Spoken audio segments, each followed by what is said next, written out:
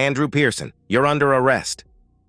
Those were the first words I understood since I had been knocked to the floor. My arms were yanked painfully behind my back and handcuffed so tight that I thought my hands were being cut off. I had gone to answer the front door, but as soon as I opened it, I was bowled over by at least 4 uniformed officers barging into my house.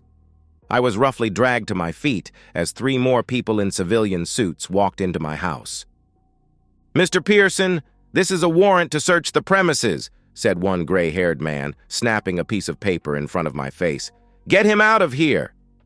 "Wait!" I yelled, struggling to get free of the hands that were holding me. "There must be some mistake." I didn't get to say anything more as I was spun around to smash into the front door jamb. My glasses went flying. "That's resisting arrest, pervert!" hissed the officer who had slammed me into the jam. "Hey!" admonished the first man. "Just get him down to booking to be processed." A million thoughts raced through my mind as I was literally thrown into the back of a police car. My main concern was for my 2 kids, Melody, age 12, and Tony, age 11. The officer who had spun me around into the wall sat down in the driver's seat, buckled up, and started driving away from my home. "Look," I said, sitting up in the back seat and wincing from the pain in my wrists.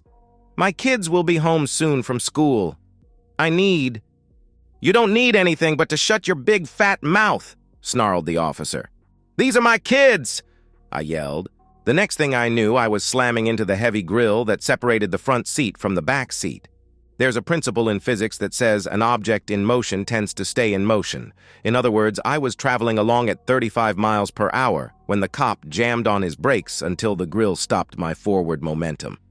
What I learned later involved mass and velocity. The cop turned round in his seat and said, "Look, scumbag, one more word out of you and I'll come back there and beat you to death. By the way, my body cam is turned off."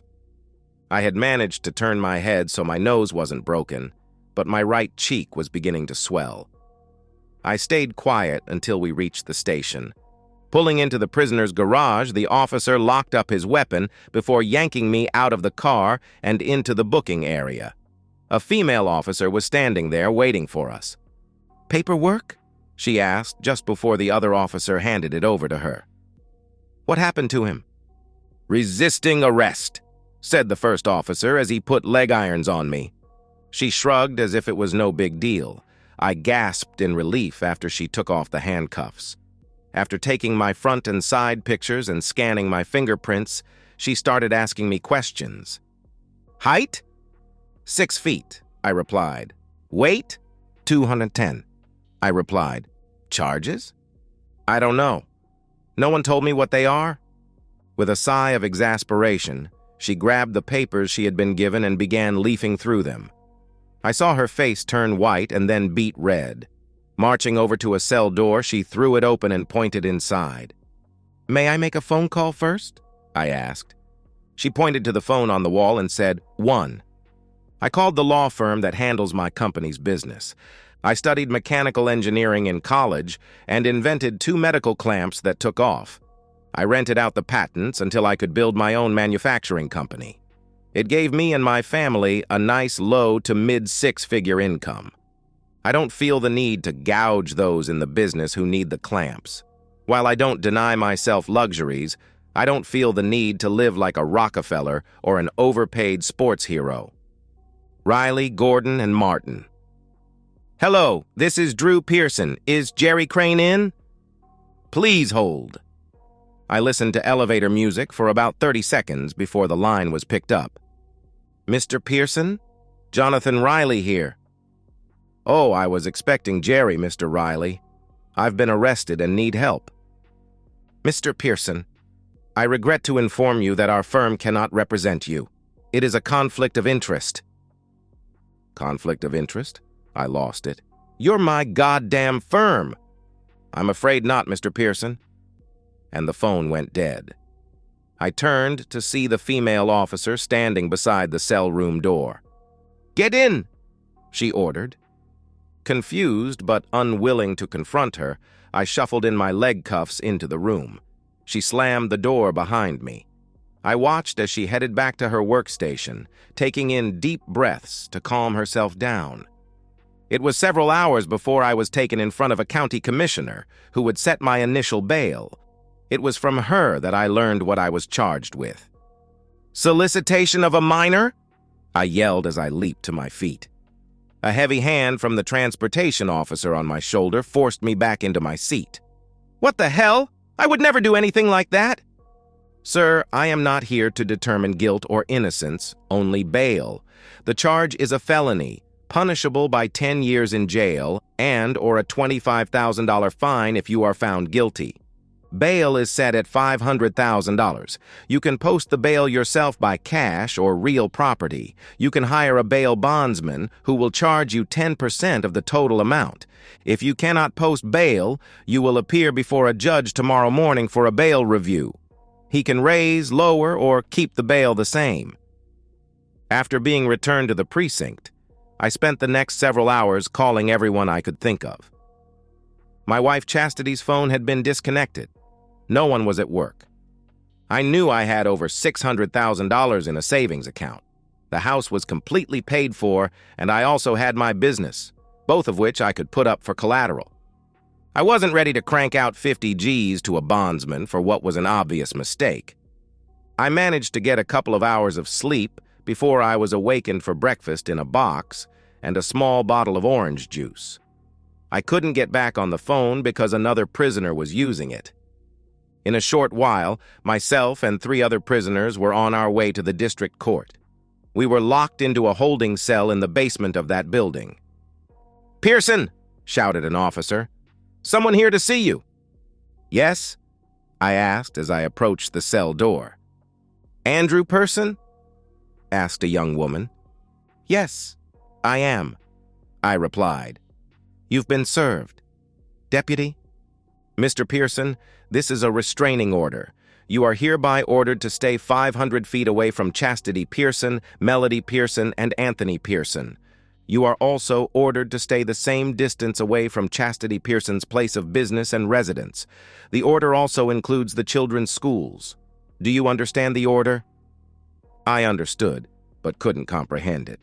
I barely remember signing the order. Opening the first envelope finished and coherent thoughts I had. They were papers for a limited divorce. In our state, a limited divorce is a legal separation. A final divorce wouldn't be granted until both parties had lived apart for 12 months. The restraining order had been drawn up last night. I was numb. I panicked when I realized that I may never see Melody or Tony again. Chastity had initiated both sets of papers. I knew we were going through a rough patch, but this just floored me. I met her in our junior year at college. I had already invented my clamps, but wasn't making any money off them. We married after we graduated at the young age of 22. Now at 36, my life was exploding with all the force of a supernova. At the bail review, things got worse. The prosecutor added the charges of possession of child pornography and resisting arrest. Shouting that I was innocent and that this was all a mistake ticked off the judge. My bail was denied, and I was taken to the county jail pending trial. Pedophiles have it rough in jail. I was bumped, knocked down, punched, and kicked. I was lucky I wasn't raped or killed, but that was only because I was locked alone in my cell for most of the time, and I had a guard escort when I went to the bathroom. I contacted lawyers both for my trial and my divorce. The top 10 lawyers I talked to stated that Chastity had been to see them about the divorce and that they couldn't talk to me without it being a conflict of interest. A defense team was interested up to a point. It turned out that all of my bank accounts had been emptied and closed. I learned through them that my business and patents had been placed in trust to my children by a family court judge after my arrest, and the pending charges had been splashed all over the media. Chastity had used an old, but still valid, power of attorney to remove my name from the deed to our house. In other words, I was flat broke, except for the $52.26 that I had in my wallet when I was arrested. I did manage to find a couple of free lawyers to try and get my money back. But they ran for the hills when the law firm of Riley, Gordon, and Martin showed them the error of their ways. That and the fact that they really didn't want to be seen working for a pedophile. I spent all my time in jail cursing chastity and everyone else who dropped me like a hot potato. After about a month in jail, my court date came up. It was a farce. I met my overworked, very young, brand new to the bar public defender for the first time about 30 minutes before my trial started. He looked at the charging documents and the evidence and told me I was screwed. He did say it in legalese, so it sounded better, but the meaning was the same. During the trial, it was stated that I had gone online and made friends with a 13-year-old girl, Jane Doe. I had tried to get her to meet with me for inappropriate reasons. She, of course, told her mother, who reported it to the police. The judge had been informed that the girl was severely traumatized, and he excused her from appearing in court. There were also 162 pictures of underage girls downloaded to my computer and stored on a flash drive that I was supposed to have hidden away in my sock drawer. I pleaded innocent, but was found guilty. The judge gave me 10 years, but since this was my first offense, he suspended 5 of those years and had the child pornography sentence run concurrent with the solicitation. Oh, he also ordered psychiatric counseling and that I would be placed on the sexual offender registry. To say I was scared shitless would be an understatement. With nothing but time on my hands in the county jail, I worked out. However, even being in a more muscular physique than before I was arrested, I knew I was in for a rough 5 years. At the state penitentiary, I was given my orange jumpsuit and shown to my cell block, which would be my new home for a while. I was sitting at a table in the cell block composing a letter to Melody and Tony. I had written to them every other day while at the jail, but received nothing back from them. They were never brought by to visit. In fact, none of my old friends or acquaintances had been by to see me. As I was writing, I was surprised to see an older man around 60 with a white goatee sit down opposite me. He looked at me quizzically, turning his head from side to side before saying, "I don't see it." I looked behind me, but no one was sneaking up on me. "See what?" "What's so special about you?" he replied. "Just before you arrived, a pissant lawyer with a bald head came here. He promised pro bono work to the Aryans, blacks, chinks, and even those crazy MS-13 shits if they left you alone. Hell, even the warden came down to tell us to stay away from you. So what makes you so special?" "Nothing that I know of," I said. I did feel a little bit of joy. The only bald-headed lawyer I knew was Jerry Crane. I held out my hand. "Drew Pearson." The man looked at my hand, but made no move. "I know your name." "All right, tell me your story." I told him everything from the arrest to ending up here. I explained how I had no wife, no kids, no money, no house, no business, no patents, no life, and was supposed to be a pedophile. "Supposed to be?" he asked. "The court found me guilty," I said softly. "I have no idea where the evidence they used against me comes from. Anyone, and I mean anyone, who does that to a child should have his banana cut off and shoved so far up his bum, it'll need to be surgically removed." You know, I almost believe you. I'm Mason Boat. I'm a lifer. The next 3 years were unpleasant, but I managed to survive. My cellmate, Boat, was the unofficial arbitrator inside the prison. While I wasn't his friend, I was an acquaintance, which offered me some protection. I was punched and shoved into walls, but that was just the normal harassment given to a loner. As a labeled pedo, I couldn't join any gang and wasn't allowed to mix with the general pop. That's the term for the normal thieves, muggers, and criminals. I was still doing better than the real child molesters. 3 died and another is a quadriplegic. No one came to visit me. I received letters from my parents, but they were the, "We're fine, but how could you?" variety. Mom and Dad were still my parents, but they couldn't reconcile themselves to what I had been convicted of. My older brother and younger sister had dropped me completely with restraining orders to stay away from them and their kids. I had heard through the prison grapevine that Jerry was stopping by 2 to 3 times a month to do free legal work for some of the inmates. It was rumored that he had been in to see the warden each time to check up on me. The boat was the one who clued me in on life in the pen. After moping around for the first month, he had a guy slam me up against the wall and hold me there as he read me the riot act. "You miss your kids? Get over it. You're angry at your situation. Get over it. You're down in the dumps because your life sucks. Get over it. You're making yourself a target." I listened. I started to exercise and train in self-defense. That stopped the majority of the bullying that was sent my way. I studied and took classes at the prison library. I even taught some classes on engineering. Chastity divorced me a year to the day after I had been arrested. The papers were delivered to me right after the hearing. She had gotten the ultra-feminist Wicked Witch of the East as the judge. The alimony and child support payments were based on what I had earned when I owned my own business and the patents. Since I was a felon in prison, the judge felt that I didn't need any money, and all my assets were forfeited. What really killed me was the order that since I was a registered sex offender, there was to be no contact or visitation in regard to my children. She also threw in that if I was ever released, any and all wages were to be garnished. 2 days after the divorce hearing, I was slammed up against the wall by 2 huge prisoners while Boat looked on. "Now that I have your attention," said Boat, "lose the attitude. You got screwed, fucked, and humiliated by the divorce judge. I've never seen anyone get it so bad.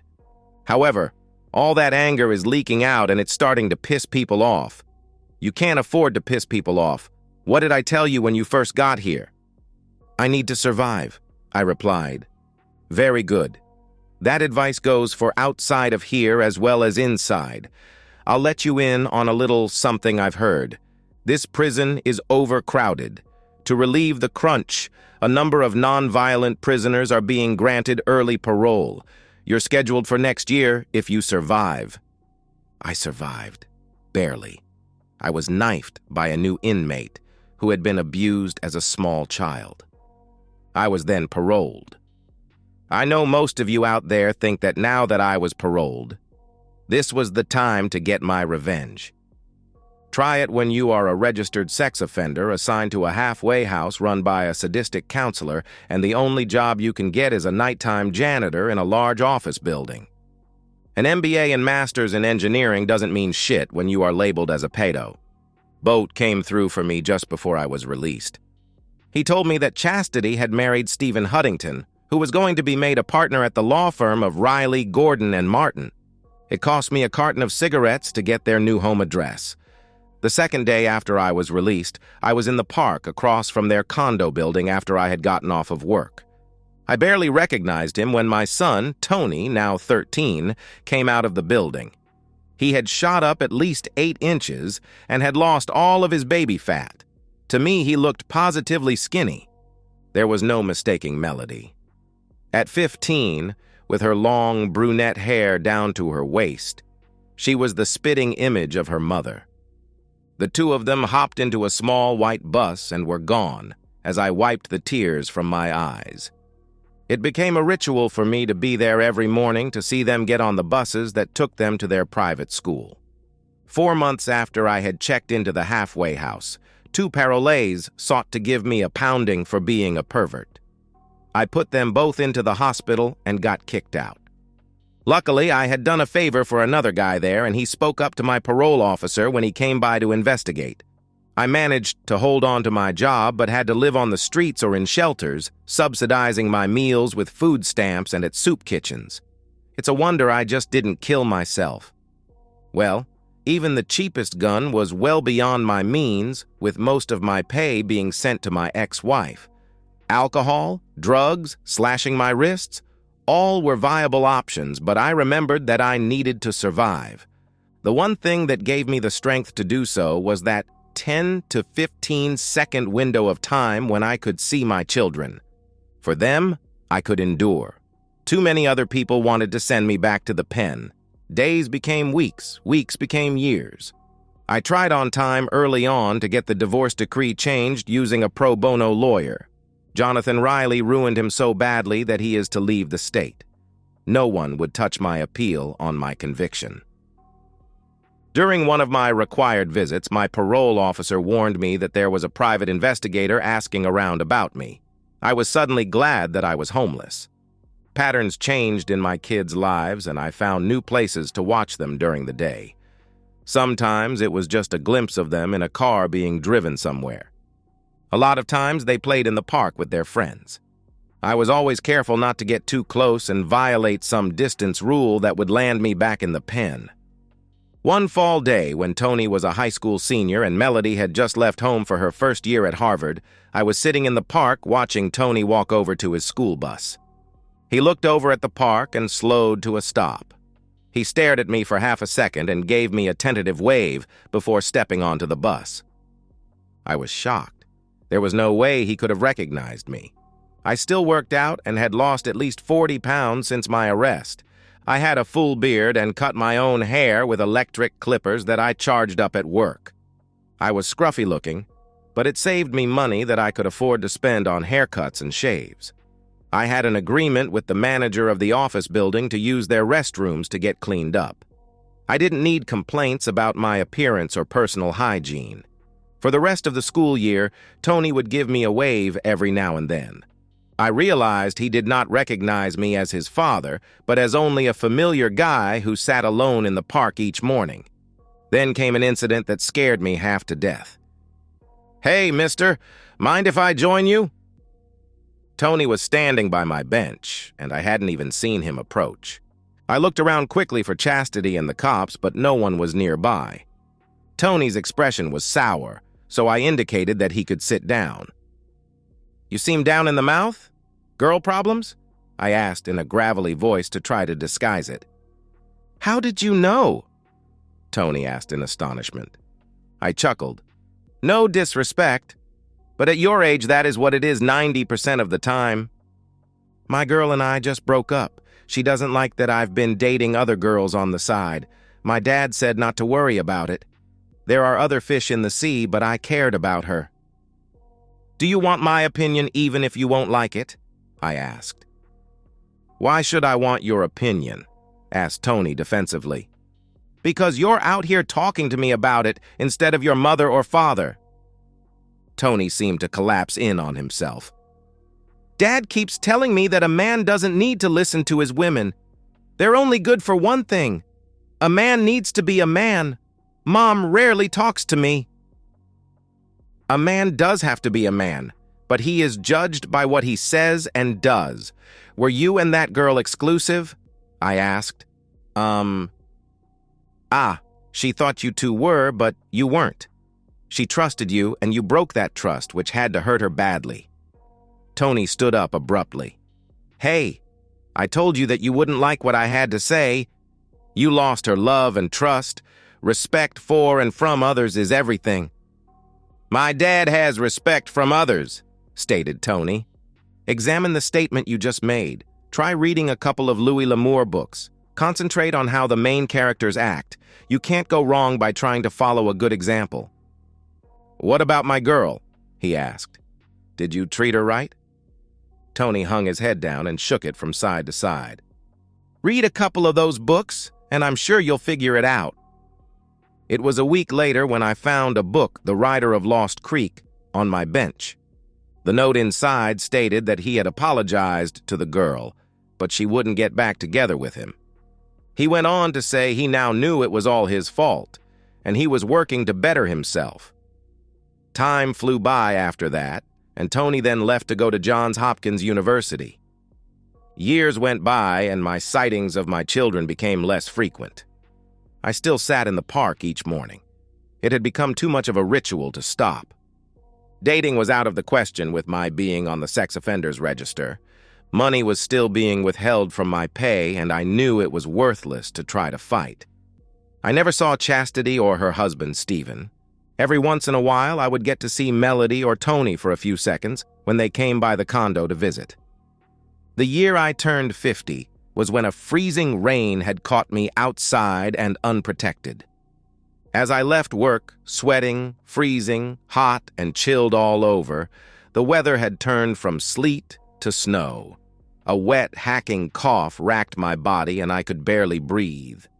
My mind was fuzzy, so I was really surprised when I looked around and found myself sitting on the park bench with 6 inches of snow on the ground, and more coming down. I saw Tony coming out of the condo building and he waved to me. I lifted my arm to wave back and collapsed to the ground. Mister? You okay? I looked up to see Tony looking back at me. My eyes rolled back in my head and I lost focus. Then a hand was placed on my forehead. Shit, you're burning up! Come on! We have to get you inside! Tony somehow managed to pull me to my feet. As we started walking, I stopped and pointed. Cart! We'll get it later, he said firmly. I thought my heart was going to burst with pride at how well he had grown into manhood. That was just before a coughing fit almost put me back on my knees. What's going on, Mr. Huntington? Asked the doorman. Call an ambulance, ordered Tony. He's soaked all the way through. Do we have any towels or blankets around here? There's a blanket in the closet. I'll get it. Tony laid me down on the carpet, and I heard the sound of high heels clacking on the marble floor. A feminine voice asked, Robert, what are you doing with that man? It's the old guy who sits in the park, answered Tony. He's collapsed. It feels like he has a really high fever and his clothes are soaked. I think he might be homeless. A vision of loveliness appeared before my eyes, and I gasped out, Chastity! That would be my mother, she said in a wary tone. Do we know you? They're asking if he has any ID, said the doorman, putting his hand over his phone. Hang on, said Tony, who started to pat down my janitor's uniform. Robert, exclaimed Melody. You're not really going to search him? You don't know what he has. There could be needles there. Oh, get a grip, sis, scoffed Tony. His hair is cut. He's wearing a clean uniform and... Ah, here it is! He pulled my security badge out of my pocket and looked at it. His face went white. I suddenly realized how close I was to him and Melody. I had to get away before the police came. I managed to roll onto my side before my coughing made me too weak to move. The only thing I could do was to flop back with my head spinning. Melody snatched the badge out of Tony's weak grip. The next thing I knew, I was being shaken by my lapels like a rag doll. You bastard! Screamed Melody. You dare to show your face around here. Why aren't you dead? You left us. You abandoned us. Didn't want to, baby girl. Was forced to, and everything went dark. 4 weeks later, Chastity Huntington strode off the elevator on the 30th floor. It was the main reception area for the law firm of Reilly, Gordon, and Martin. She looked like $1 million, or at least $250,000 if you just counted the jewelry she was wearing. The long black formal gown set off the diamond necklace and earrings perfectly.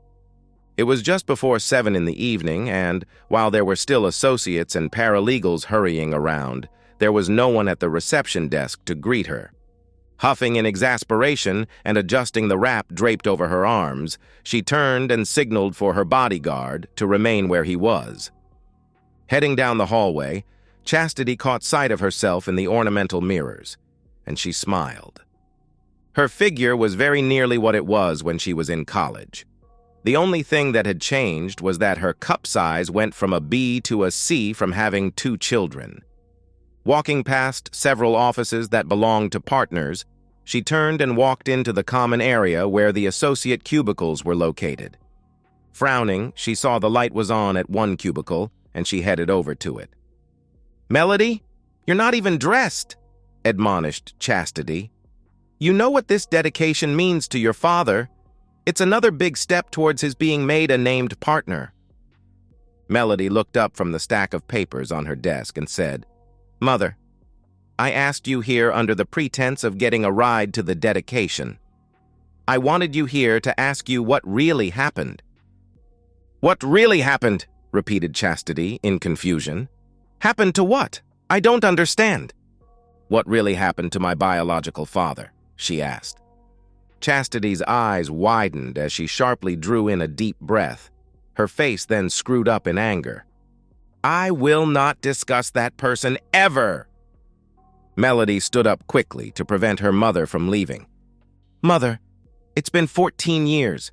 I know what he was convicted of and that he received a 10-year sentence. I'm your daughter, not your lawyer. I'd like to know." She insisted. "Know what? That man tried to get a 13-year-old girl to be intimate with him? That he never once wrote to you or your brother, Robert? Didn't even call either of you? He abandoned all of us?" "All of us," stated Melody flatly. She started to pull papers from off the top of her desk. "Sit down, Mother. Let's take a look at what he was accused of." "Take a look at what?" asked Chastity. "Let's first look at the solicitation emails. There are 24 total emails, 16 from my biological father and 8 from that girl. The contents of the emails are graphic enough to warrant a charge of solicitation." And there you have it. His conviction was justifiable. Let's stop this nonsense and go to the dedication. Chastity replied. "The problem I ran into was when I checked on the dates of those emails," continued Melody, as if she had not heard her mother. 8 of the 16 emails sent to the girl were sent when my biological father was in Houston doing a presentation at a medical conference. I checked. He was there the entire time. He couldn't have sent them. "He could have sent them from his laptop or cell phone," pointed out Chastity. "We don't need to dredge all of this unpleasantness back up." "He couldn't have sent them from his laptop or cell phone," argued Melody with a puzzled look on her face. "All 16 emails were sent from our home computer, which begs the question of who sent them. As a matter of fact, 2 of the emails were sent when he was in Houston, and you had taken Tony and I to summer camp." Chastity opened her mouth, but Melody held up her hand to stop her from talking. "The girl never testified in court," continued Melody. "In fact, I cannot find her name in any police reports or any indication that the police interviewed her at all. I do know that as a juvenile, the records would have been sealed, but there should have been some indication that the police contacted her and her parents. Another strange thing was the child pornography that was downloaded to our home computer. All of it was downloaded on a single day within 15 minutes and on a day when he was at work, which was verified by the security tapes at his office. These puzzling things should have been brought out at his trial, but he was assigned a brand new, inexperienced, overwhelmed public defender." "Melody, leave it alone," Chastity asked. "Why should I leave it alone, Mother? It was 14 years ago. There is nothing we can do to change the past." Chastity replied. "What I want is to know what really happened," said Melody firmly. "I remember seeing you and Daddy Dearest Stephen hanging all over each other at several parties we had. You two would also disappear off somewhere together. Tony and I saw it and didn't like it, but we were too young to understand what was going on or to say something about it. Why do you think we never warmed up to him? I also found out that the hall for your and Stephen's wedding reception was reserved a month before the arrest." "How do you know all that?" gasped Chastity in shock. "You should have taken a page from Hillary Clinton's playbook and deleted your emails," replied Melody. "The records of the reservation for the hall only took 1 phone call. Father was starting to look at hiring a private investigator. That's why the 2 of you did it, isn't it?" Slumping down in the chair, Chastity said, "That man was sitting on a gold mine, and nothing I said could convince him to maximize the potential of his patents. I complained to Stephen about it one day at work, and it was like we totally understood one another. He was an associate, and I was a paralegal. We discussed my getting a divorce. That man would still have the patents in his name since they were developed before we were married. Stephen and I got together and we planned." "And?" Chastity gave her daughter a sardonic look. "We got together. We found we were much more compatible than that man and I ever were."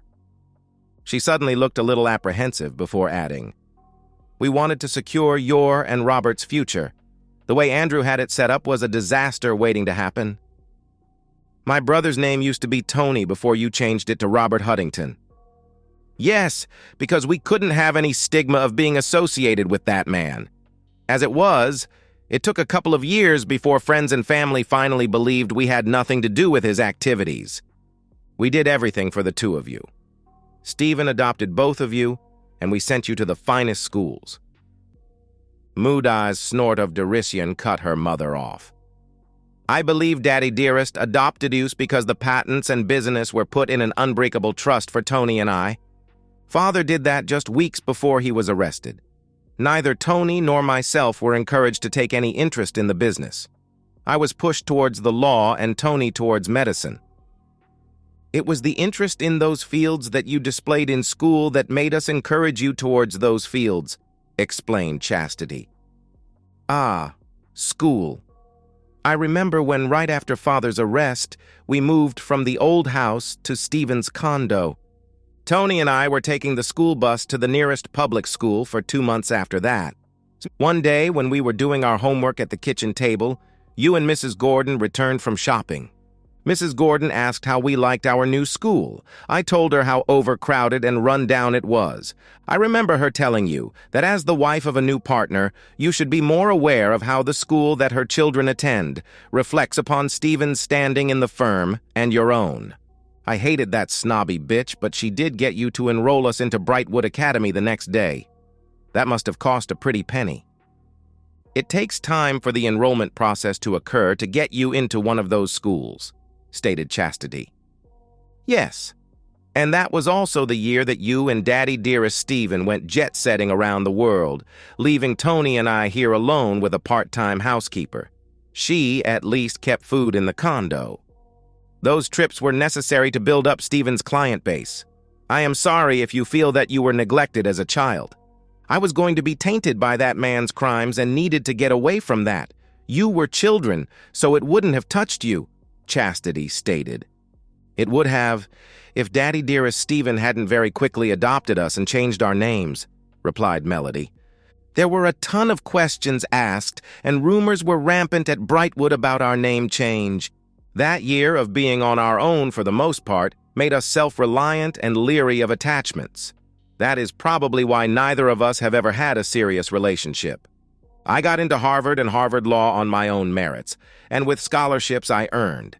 Tony followed my suit at Hopkins.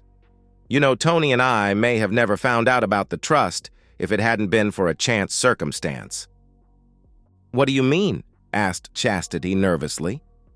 We met someone. After that, we went digging and found the divorce decree along with the restraining order. Those documents really made Tony and I wonder about the business, so we started to really investigate everything. Did you know that the district attorney personally assigned that public defender who had to defend my father's case? The firm and the business both contributed heavily to his bid for governor, both over and under the table. Clyde Mullins, who was the general manager at the business, was promoted to CEO with a non-voting share of stock, and he jacked up the price on everything to 8 times what had been charged before. He reports directly to you, according to your emails.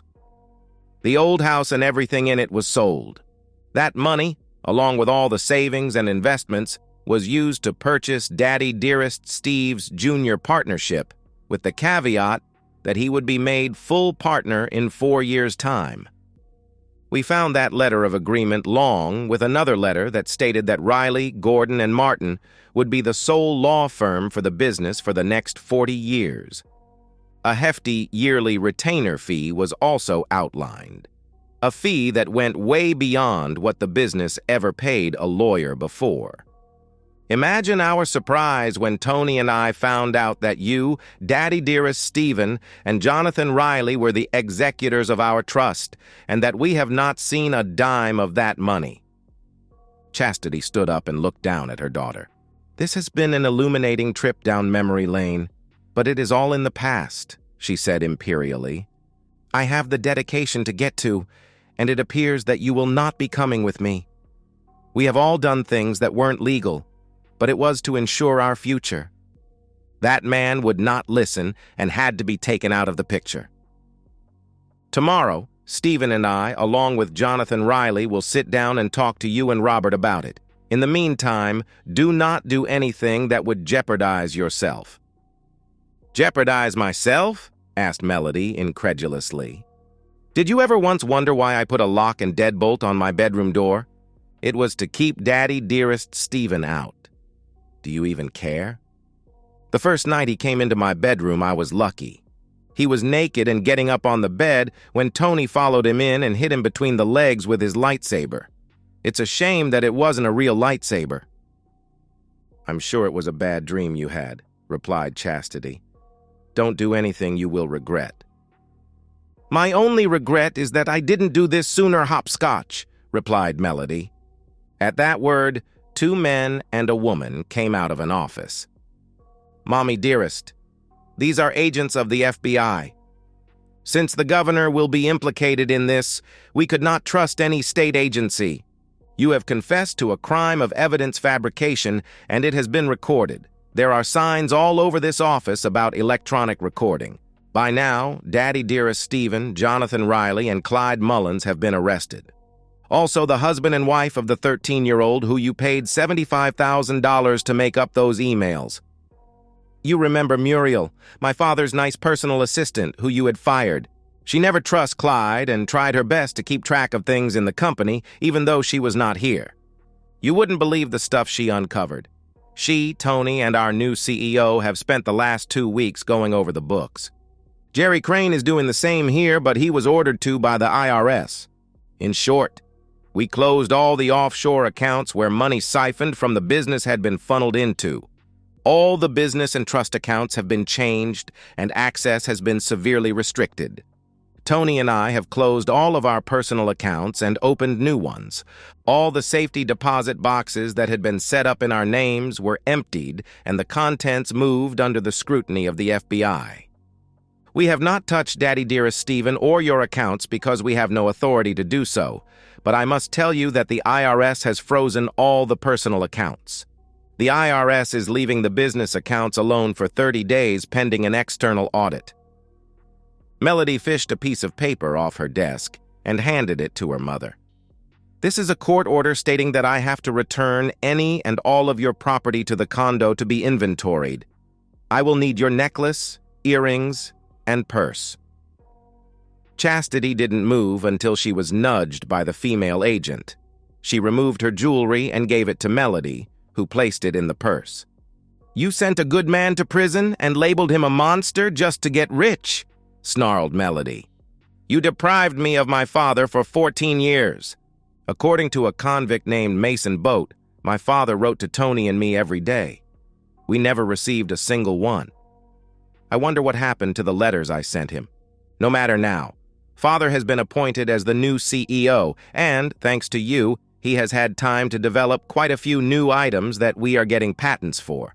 His appointment and all the arrests have been released to all the media. I've got congressmen and senators petitioning the president to give him a presidential pardon. Jerry Crane is already hard at work overturning his conviction and getting him off the sex offender registry."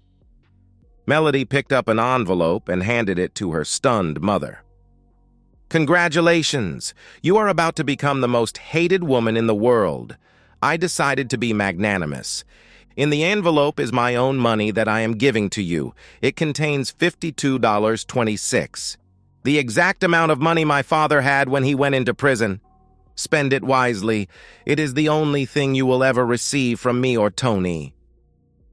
And that's the end of today's story. If you enjoyed it, please give this video a thumbs up and drop a comment below. Your support helps the algorithm push my content further. If you're new to the channel, don't forget to hit that subscribe button. It really helps me keep creating more stories for you. Thanks for watching, and I'll see you in the next one.